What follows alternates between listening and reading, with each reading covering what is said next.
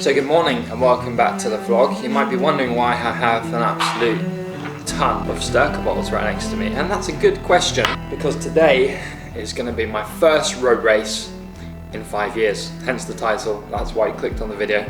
I'm really committing to this title. I'm up here in Newcastle with Francis Cade. You guys might recognize. My house is near the race HQ. Lawrence turned up last night with 2 pizzas and then he ate them all. I had 1 slice because I have food poisoning. That's why I'm not racing that's Ryedale. Otherwise I'd be there for you. The last time I raced Ryedale, I remember seeing Francis Cade back in your Pedal Heaven days by the side of the road going, I'm not interested. It was a nice place to sit. Yeah. Yeah. It's a beautiful race. Great race to watch. You're not coming with me today, Francis, are you? You're going to the studio? No, I'm going to work.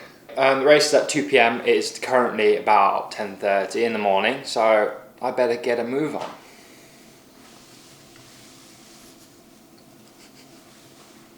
$10:03, same thing. It's 30 if you hold it upside down.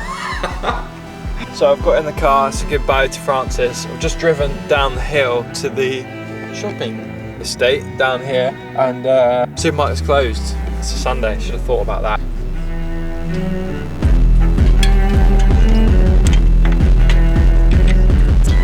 So I made it to the beautiful grounds of the Ampleforth College. Very weird to be back at a bike race, at a road race. And yet today I'm racing on my beautiful Van Rysel RCR Pro with SRAM ETAP. I have a little bit of experience on my side. I have done this race I think 4 times in the past, 2014, 2015 and I think 2018. A little bit nervous. I really don't know what to expect. I don't know where the legs are, having not raced at all since before the Tour de France. But anyway, enough of me yapping. I need to go and get my kit on and get stuck into it. Can't wait.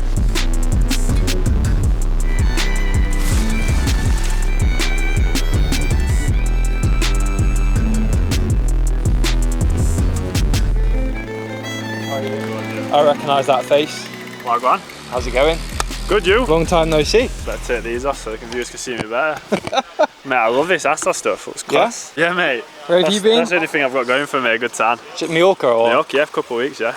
Couple of weeks? Mega over there, isn't it? So yeah. Good. Who have we got today? Who are we keeping an eye on today? You're in this circle more than I am. Obviously, Semperan. You can't really look past most of them. Obviously, the wheelbase guys always do well here. Tom Martin. Obviously, Matt Holmes. But yeah. And yourself, mate. Right, well, I don't know.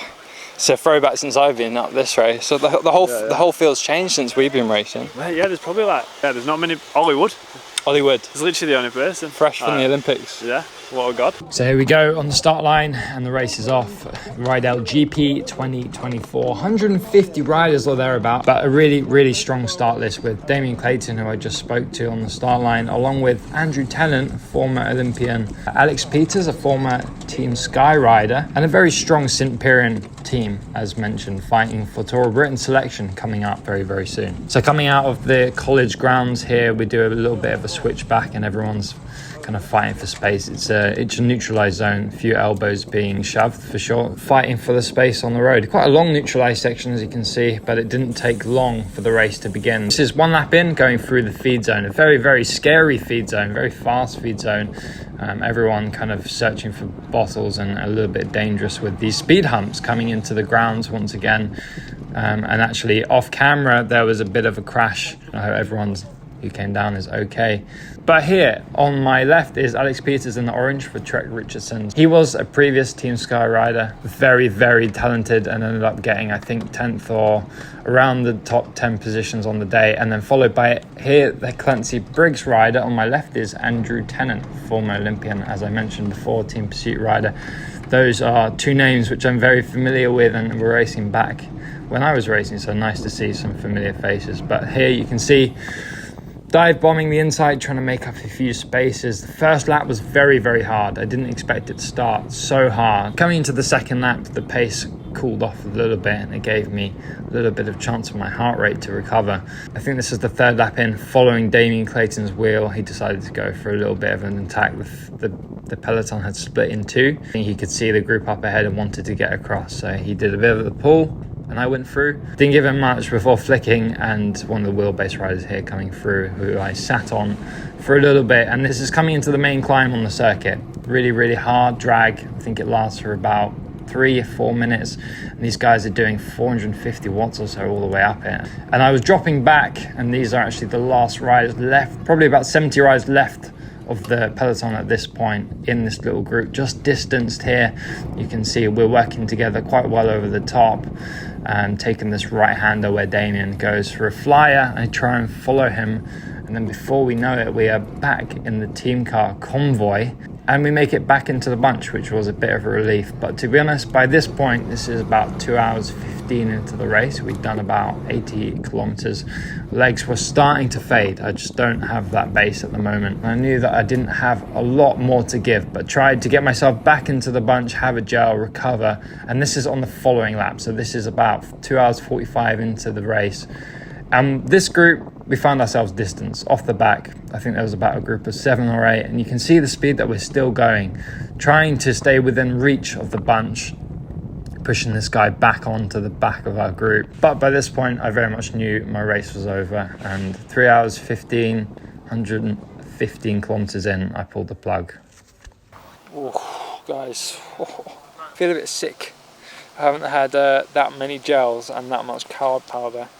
Yeah, just pulled out there with 3 small laps remaining, so about 35 kilometers to go, I think. There's 2 laps still remaining. I'm gonna get sorted out here and head over to the finish.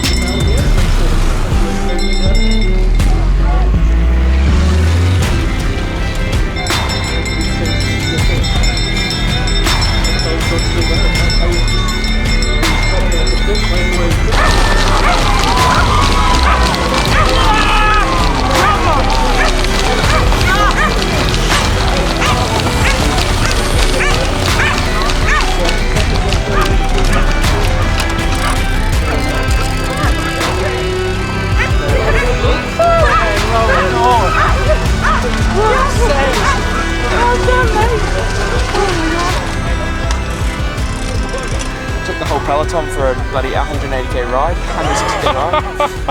What was the last lap like? Was it really fast? Or? Actually, no, it wasn't. It's everyone was on their knees on the climb. Yeah. Right? Yeah.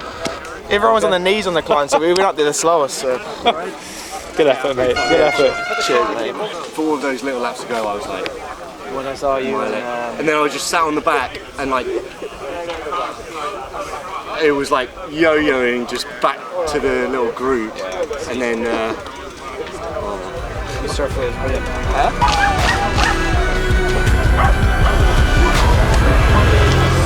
Fuck, man. I was going so well, and then that crash, and I just unnecessary in the red. And then I've got all this gunk in my bloody. So let's have a word with Tom. Didn't it? All together with a couple of metres to go. You just came through on the right-hand side. Were you confident in the climbing ability? I mean, it was a really hard race. I was struggling every climb, just hanging on.